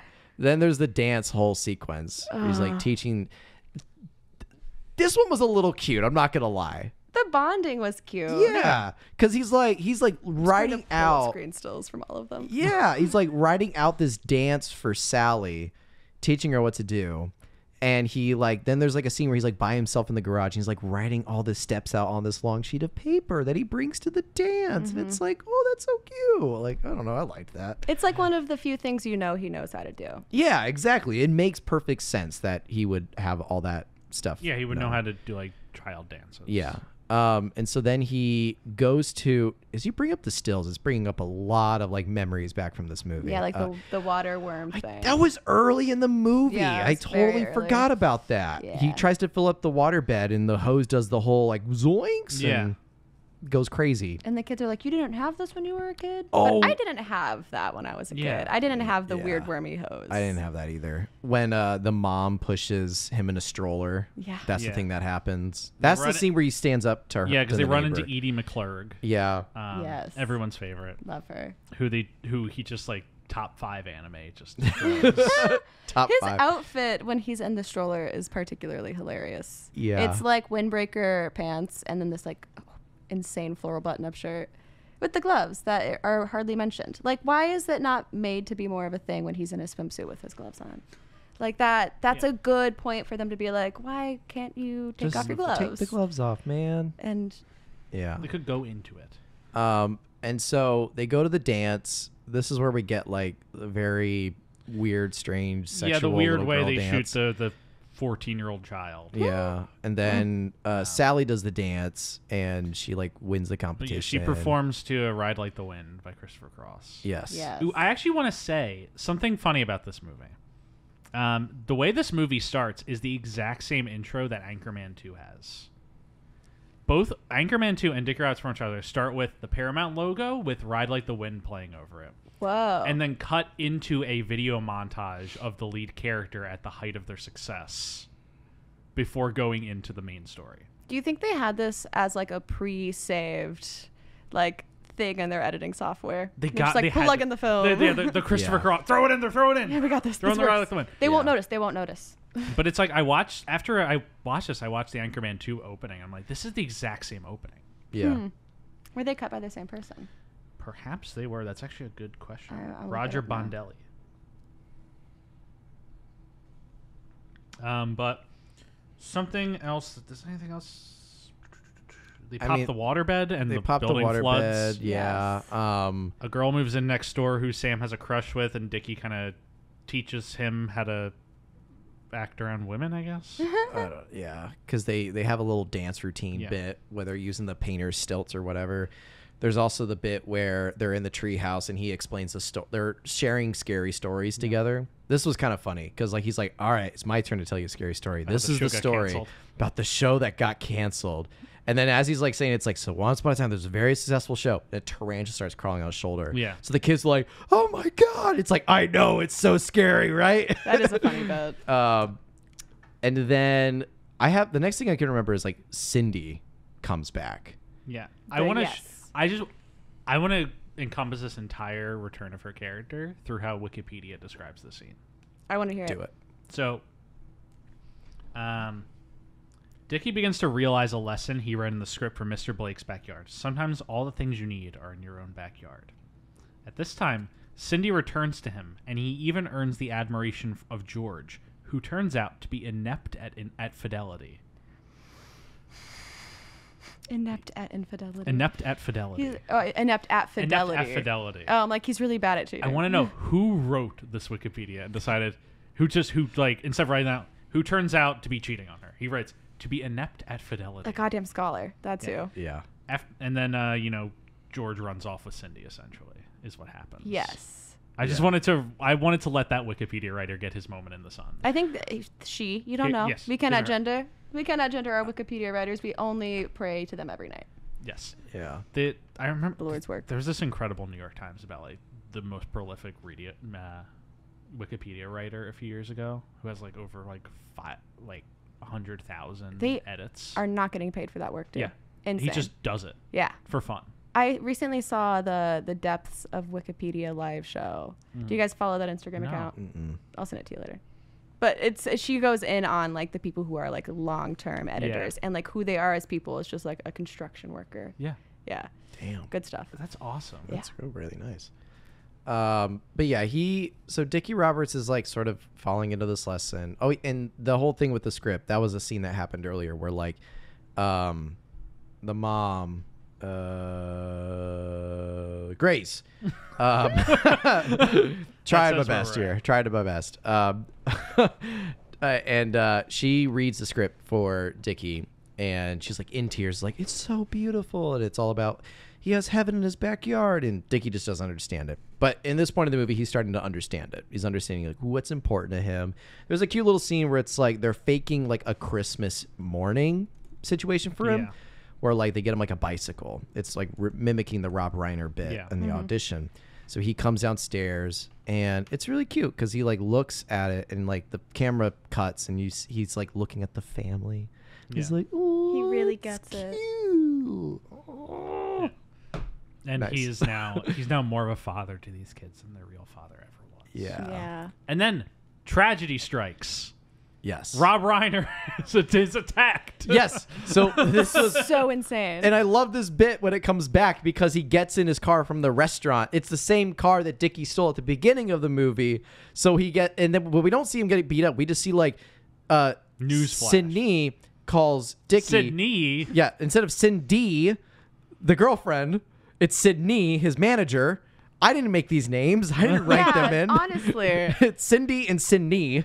So yeah, his manager calls like, turn on the news. And it's like Rob Reiner was just horrifically beaten up by this other dude. It's just So fucking his random. final words before he was rushed to the hospital was like, I don't know why that man was so violent to me. I really just like. I knew this was going to be a bit I for you. simultaneously 'cause, like, think it's better that we don't see it and just get the rubber. I don't know why this man was so attacked me. But I also really just want to see Rob Reiner just getting his shit His wrecked. ass absolutely And then beat. he's just like, I don't know why this guy attacked me. what's so bad that he needs a kidney. Yeah. and that's the best part was because like I was watching this and like we were both like the manager was like so sweaty and like very nervous. It's like, why is he so sweaty? And it's like, you got to get to the hospital. It's like, why? It's like, because I'm giving him a kidney To get the audition right now. And it's like, you got to go before he gets into surgery. He's like, oh my God. So that Dickie races to the hospital. He gets to Rob Reiner and we don't see the audition, but we see him running out of the hospital celebrating like, I got the role. And then it cuts to another montage bit where he's like on the Tonight Show. It's basically like when Brendan Fraser got the part for The Whale, but before they shot it. Yeah. It's like this big deal of like, oh, this actor who was once famous and is no longer famous got picked up by this director to this big role. Oh, it's their comeback. And it's like they're celebrating him. It's like counting the chickens before they hatch kind of thing. And so he's on a private jet. And he's already like really popular. I was thinking like the movie hasn't come out yet. Like it could be terrible. Hasn't even shot it. Right. It's like, but he's already getting like all this fame. He's on Regis and Kelly. Yeah. A testament to an era. Yeah. The movie we covered last week, Die Hard. It starts off with a Regis and Kelly or Kelly and Michael riff, but it's a telling of how like cheap that movie is filmed for. They couldn't even get real Kelly and Michael. That's awesome. Because like this movie, they like Regis and Kelly appear in black and white on a TV screen. That is their cameo in this movie. Die Hard could not get them. Couldn't even get them in this weekend. They shot it in 5 minutes before, like during a commercial break. Yeah. And I know just ran in. like the stuff on the Tonight Show, they use like archive footage. Yeah. just from Of David Spade, like being appearing, on the Tonight Show. He performs with Steven Tyler. Yeah, they get him like on a stage with Steven Tyler, which was like, if that was like archive footage from what? Like when was David Spade on with Aerosmith? Like, I don't know. And so, but yeah, he's on a plane and then it cuts to the family coming back home Yeah. and they open the door and Dickie's there. Yeah. And they're like, oh my God, Dickie, like, what about your movie? It's like, well, maybe the best time to say no is when they really want you. Yeah. That's like what he says. It's like, okay. I don't know. He learns that the real success in life is being with your family and Yeah. having a family. The family that you paid for. Yeah. And you've known for maybe 2 months. Yeah. Not chosen family, it's bought family. Yeah. Yeah. He's been there. Yeah, he's been there for a very short amount of time. Because this is even before the month is up. Because Rob Reiner gets assailed. Yeah. And so I don't know what happens after that. I think the movie ends. We get like a little montage about how he made a right, TV the show reality, the TV show about his yeah, and all the experiences. families like involved in their own like the mom makes all the production design because it's said in the movie she's like into interior design. Great. She gets to live out her dream. Yeah. No, the Dad, son- it's your dream. Right. The son is like, what's his job? I don't fucking know. Sally choreographs the dances. Don't look at me for answers. And the cast are all like, is the Table of Doom child actors that Yes. are in it. And he gets Cindy a cameo appearance, which spawns her own show called like The Bitch Who Didn't Know She Was a Bitch. Great. We love it. Emmy award winning show, The Bitch Who Didn't Know She Was a Bitch. That was my favorite film of the early 2000s. Exactly. TV show. Frequent. Right up there with The Sopranos. Definitely. You know, the last season was a little rough, but everything before that was fantastic. So yeah, that's the end of the movie. But now that we've talked about the pre-show, it's time to talk about the real movie. Yes. Because when the credits start rolling, we immediately get this is not just an audio recording. They filmed this of getting all these child actors, both who appeared in this movie. This reframes the entire movie. It really does. It's a different film. Yeah. And like child actors who weren't in this movie but are like known child actors. It has like text, like lower third text underneath their name of their I believe I coverage. saw a list of all of the people who are in this. And it's like this person, Brady Bunch, this person from this show, and like they all have like individual solos in it. And it's basically a song about how all these child actors who loved being child actors but want a little bit more. Okay, here's the list. Yeah, okay. Willie Ames, Fred Berry, Todd Bridges, Gary Coleman, Jeff Conaway, Tony Dow, Corey Feldman, Corey Haim, the since passed Corey, Christopher Knight, Barry Livingston, Mike Lookingland, Maureen McCormick, oh man, Eddie Mecca, Jeremy Miller, Aaron Moran, Haywood Nelson, Jay North, Ron Palillo, Butch Patrick, Paul Peterson, Adam Rich, Rodney Allen Rippey, Ernest Lee Thomas, and Charlene Tilton. I don't know a lot of these names.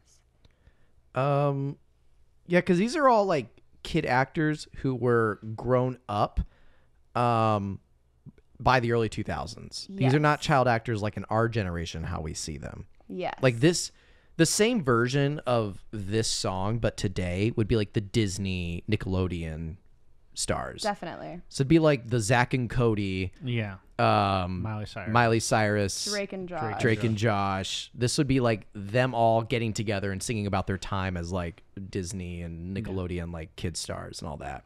And now they're like waiters or doing whatever. Josh Peck, who's now in Oppenheimer. Yeah. Like Insane. Absolutely insane. very weird. Yeah. It's funny that right after Drake and Josh like ended, He's on Red Dawn. No, the vibe was very much. I felt like Drake was going to be the one who like to take popped off, and Josh was going to kind of just settle in. He did in Mexico.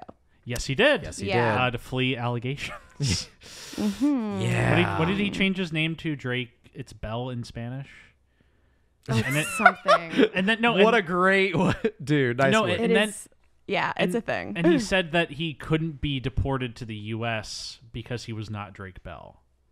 He was like Drake, whatever Bell in Spanish is. Under allegations that he assaulted his ex-girlfriend. Yeah, assaulted his ex-girlfriend and groomed multiple young women. Yeah. Well, like it also, not that anything he did was good, but he was subjected to a lot of insane stuff under, what's his face? The guy Dan Schneider. Yeah, the guy who absolutely wrecked Amanda Bynes' brain. Yeah. So he didn't have a lot of healthy influence. Yeah, especially like the thing about like that era of Nickelodeon shows is like they were all sequels to the previous one. So there'd be like your people like your Amanda Bynes and your Drake Bells who like were in that thrall for like a decade. Mm-hmm. Yeah. Like, and Miranda Cosgrove, who got like their own spinoff show. Yeah. Who was in it for even longer. Well, no, that's the thing is all that like kind of starts it. Amanda Show's a spinoff of all that. Drake and Josh is a spinoff of the Amanda Show. iCarly's a spinoff of Drake and Josh. And then there's Sam and Cat. Sam and Cat. And we know what happened to Jeanette McCurdy now. Like, so if we know that this is happening at this point in Hollywood, like these kids are going through this like machine and factory vibes where they're being created for money to make people money. Why is that not touched on in Dickie Roberts at all? This song is about, we had a great time being child stars. Exactly. But just leave us alone now. Yeah. But that's not and don't forget about us. Don't forget about us is like so much of it, but also like Dickie doesn't want to be left alone. Yeah. He wants to be back in because he's been pushed out of the machine. Yeah. They don't touch on any of the effects of that. But they all know it's there. They're like nodding to it. Dan Schneider is the Crime Junkie podcast episode that I need to listen to right now because there's just so much shit. There's a lot on YouTube. So much stuff. If you ever feel like feeling bad. Oh my gosh. Yeah. Just all the stuff that went down. Because like just like this. No arrests though. No like movie, cancellations or anything like that. Like I don't want to like rag on this movie too much for this, but this does promote like this toxic version of like how to perceive child actors as being like, oh yeah, they're so great. Why couldn't they just sort it all out? Why couldn't they just figure the problems out?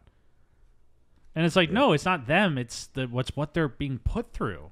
Yeah. What's the fact that this grown man doesn't know what it's like to have a Christmas present to come downstairs to? That's tragic. Yeah. Like, that's fucked up. And instead we just get this song. It's like, we loved our time. Yeah. Don't forget about us. Like, how many people in this end song montage like had overdoses? Or like, that's what I'm thinking. Yeah. Like, that's a project that we should genuinely try to like, figure out. Like Todd Bridges, I feel like, I don't know, man.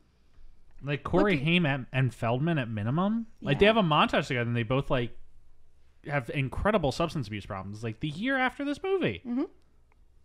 Yeah, absolutely. Maybe they need to make another one. Dickie Roberts too. But instead of like Dickie Roberts, it's like a Nickelodeon star. Yes. Oh, no. Josh Peck. Oh my God. Give him his own. After Oppenheimer gets him an Oscar nomination. Do you think it'll happen? I don't think he's gonna have a big enough role in that movie. Yeah. It looks like he's basically just like playing a scientist. Yeah. He's probably he's gonna be the equivalent of Topher Grace in Interstellar. Yeah, I see it. Where it's just like apparently no one like really likes these like teen like sitcoms. Interesting. Like he fully is like openly like, yeah, I'm a huge fan of that 70s show. I just want to put Topher in Interstellar for like the bit. Really? It's like something like that. He's like, he openly cops to like liking all these things you wouldn't expect Christopher Nolan to like. Well, I mean, I feel like it's the same thing with the Harry Styles casting. That he is like, oh, I didn't even know what One Direction was before I cast him. I'm like, that's such bullshit. That's a lie. Yeah. You knew. You knew how much money that would bring in. You cannot not. Real quick thought experiment before we get to like the post text. If there were to be like a reimagining of like a Dickie Roberts, but reimagined to today with like featuring a grown up Nickelodeon or Disney star, who should direct it? Who would be the director of that movie? It's a great question. I feel like it's got to be someone with like a lot of like. I mean, I don't, but it could go in so many directions. My first thought was Harmony Korine. Harmony Korine would be a good choice if you're looking for like an outsider, like who can get into that mindset. Yeah, like really expose some of the more fucked up detail. I'm almost just fully like, you should just like have one of them make it. Oh, like direct it too? But then I feel like you get a Honey Boy situation. That's fair. Where he like did make it and directed it, and you thought it was exposing some of the like more harmful side effects of being a child star, but then you find out he fucking lied about it. Yeah. He openly was like, yeah, a lot of the Honey Boy script was false. Yeah. Well, and I do think Judy has a little bit of the child actor stuff in it too. Yeah, with that's true. Judy Garland. But I think, but that one's, I don't know, that's like a much more. And that's about a different time. It is. You need something about to this like present day and what the current, I mean, like, cause like there wasn't social media when Judy Garland was done being a child star. But imagine like in a day like today where like you were in all these other shows, sort of on topic but not on topic. Like the cast of Ned's Declassified just came out with a podcast where they're talking about each episode of the show, and just it's like a fun like podcast where they're talking about all their good memorable experiences in it. And it's not like I won't say it's not like super friendly. Like they're being adults, they're saying swear words and things like that, just like having a good time.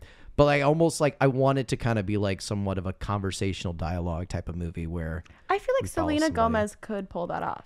Maybe she's just like in the atmosphere right now with all of her TikTok drama. But I feel like she has a good head on her shoulders while also having enough exposure to how fucked up it is to be able to say something. But now she's like making documentaries and writing with Steve Martin and Martin Short. So she has like a more external perspective. Yeah. Yeah, that's a good idea. She was in Spring Breakers. Yeah, she was also in. Yeah. So that's what I'm saying. Let's team these two people up again. Yeah. Get that Selena Gomez, Harmony Korine group together and make, what are we going to call this movie? Dickie Rob. What if they remade just Dickie Roberts? I love it. I can like that's how they do it. Yeah. It's just a remake of Dickie Roberts. Yeah. I do have to get out of here soon. Yeah, I was going to say, let's kind of wrap this up. Quick post-text of this movie. This movie doesn't do well. Yeah, I did find one article on Vulture. I was like trying to find something that came out when it came out. This article is from September 8th, 2008. It's talking about Paul Dergarabedian, box office analyst. He mentions the movie Bangkok Dangerous debuted in the top slot with a hilarious $7.8 million, the lowest haul for a #1 movie since David Spade's Dickie Roberts, former child star. Wow. Yeah, this movie tanks. Makes $23 million off of a $17 million budget. Oh, jeez. Disastrous. Yeah. Critical consensus is also low. Roger Ebert he makes the point that this movie is too schmaltzy. Yeah. He said you needed a Steve Martin or a Jim Carrey in that role. Steve Martin probably a little too old to play that role at this time. Yeah. Unless you really change up your Same concept. with Jim Carrey. Like, I don't think the age was the problem. I think it's just a perfect Yeah. I role. feel like an RDJ would be really good in that role. Oh my god. Because he was also a fucked up child actor. Yeah. That didn't even that's the movie. Yeah. That's the movie. Yeah. It's like, I feel like it's a fucked up sequel to that Bret Easton Ellis movie he did. F. Here, I'm gonna bring it up. But yeah, movie doesn't do well. It's not doing anything. I don't think it doesn't really do anything for anybody's careers. Is it The Informers? No, it's the film where he's like, oh my god, this is gonna kill me. It's not the one with Lindsay Lohan. No, give me his. I gotta go to IMDb. Less Than Zero. Less Than Zero. That one, where he's like the incredibly like privileged rich kid. Yeah. Just like going on a drug bender. I feel like if he were to revisit the same character in this like Dickie Roberts slapstick fashion, it would be really awesome. Yeah. There's a lot you can do with that. I would love to see Robert Downey Jr. make a movie about his trouble years that isn't Iron Man 3. Yes. Like, I love Iron Man 3. Don't get me wrong. But I would love to see him address it in a way that is not Iron Man 3. Yeah. Because that's his only, like, little bit of addressing of his trouble years has been Iron Man 3. Yeah. Not 1, not 2, but 3. And so Dickie Roberts, I would say like just a quick like comment on like David Spade's career in a strange way that I'm saying David Spade's career. Because before this movie, like he's doing like, you know, a fair healthy amount of stuff. He was just coming from Emperor's New Groove. He slaps every had time. Joe Dirt before this. And then he also voiced some character in the Rugrats movie. But after this, like Some character. He plays the park ranger thing. Yeah. Jesus. and so, but it's after this movie, he's really just doing kind of more like TV roles, some voice roles. Then he gets The Benchwarmers, a classic, and then Grown Ups, and then pretty much like everything from there. It's really just Adam Sandler projects. This is the end of the David Spade as leading man experiment. Yeah. He goes into being supporting player in other comedies with Adam Sandler. For the most part. Yeah. But it doesn't do anything else to anybody's career. This isn't going to bring anybody back. It isn't going to demolish anybody down. It just kind of goes unnoticed for the most part. The next time he's a lead in a movie after this, basically, is Joe Dirt 2. Oh no. Oh no. But yeah, that's Dickie Roberts, former child star. Oh yeah, I think that's about it. Yeah. Morgan, you have any final thoughts? I am happy to have rewatched it. I probably won't watch it ever again. Yes. That was enough. But it did.